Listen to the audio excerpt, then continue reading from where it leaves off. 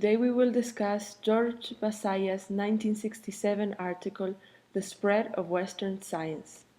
This controversial article has been of great importance, as it claims to view the development of science not solely from an internal European perspective, but from a global perspective. The first key concept of Basaya's text is the idea of a scientific revolution as the birthplace of modern science.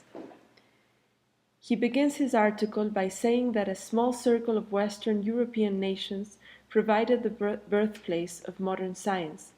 He is referring to Italy, France, England, the Netherlands, Germany, Austria, and the Scandinavian nations.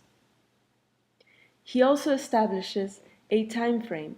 This revolution occurred somewhere between the 16th and the 17th centuries. What is the scientific revolution? It is a cultural and philosophical change that firmly established what we now call modern science. The scientific revolution is a series of events that taught Western man that the universe must be understood and mastered not through speculation, but through an active confrontation with natural phenomena. Many have asked, why did the scientific revolution occur? Basalla asks, how did modern science diffuse from Western Europe to the rest of the world? To answer this question, Basalla establishes a three-stage model for describing the diffusion of Western science in Eastern Europe, North and South America, India, Australia, China, Japan, and Africa. During Phase 1, the non-scientific society provides a source for European science. This is the case of Lapérouse's example in Latour's text. Phase 2 is marked by a period of colonial science.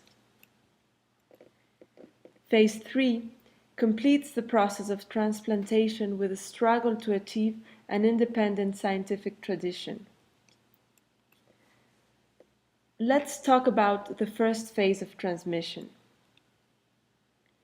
Phase 1 is characterized by the European who visits the new land, surveys and collects its flora and fauna, studies its physical features and then takes the results of his work back to Europe. According to Basalla, the first phase was characterized by the exploring expeditions of European scientists who applied their established scientific methods to a new environment and in this way generated new knowledge. This phase can be identified in very diverse geographical and temporal contexts, according to Basalla.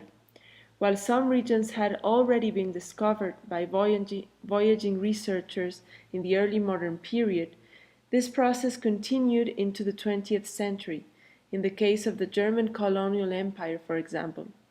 In addition to temporal variations, the geographical centers of science transfer also changed. For example, in the 19th century, the cities on the American East Coast themselves became centers and served as a departure point for exploring expeditions. As we said before, Lapérouse's example fits in this phase. The case studies we will analyze later in this course, the Jesuits, La Condamine, and Humboldt, can also be understood under this model. Whether the New World to be studied is North or South America, Africa, Antarctica, the Moon, or a neighboring planet, it is first necessary to survey, classify, and appraise the new land. Colonial science, or Phase 2, begins later than Phase 1. Basalla uses the adjective colonial because he is referring to dependent science. At the Phase 2 stage, scientific activity in the new land is based primarily upon institutions and traditions of a nation with an established scientific culture. Basalla described the second phase of science transfer as colonial science and states that it was defined by the intellectual, subordination of the periphery to the European center. Colonial scientists in the service of a European colonial power, who had been trained in the European centers of science, remained oriented towards Europe as regards the theory and practice of their disciplines. According to Basalla, colonial science was structurally subordinate to European research due to the intellectual and institutional dependence of the former on the latter. Although colonial science already contained characteristics of an independent scientific tradition in embryonic form. Finally, the diffusion of Western science finishes with the third stage of transmission. Basalla describes this stage as an independent scientific tradition.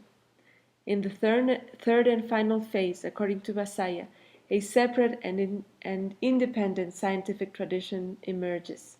The periphery itself becomes a center, which participates in reciprocal exchange with other centers.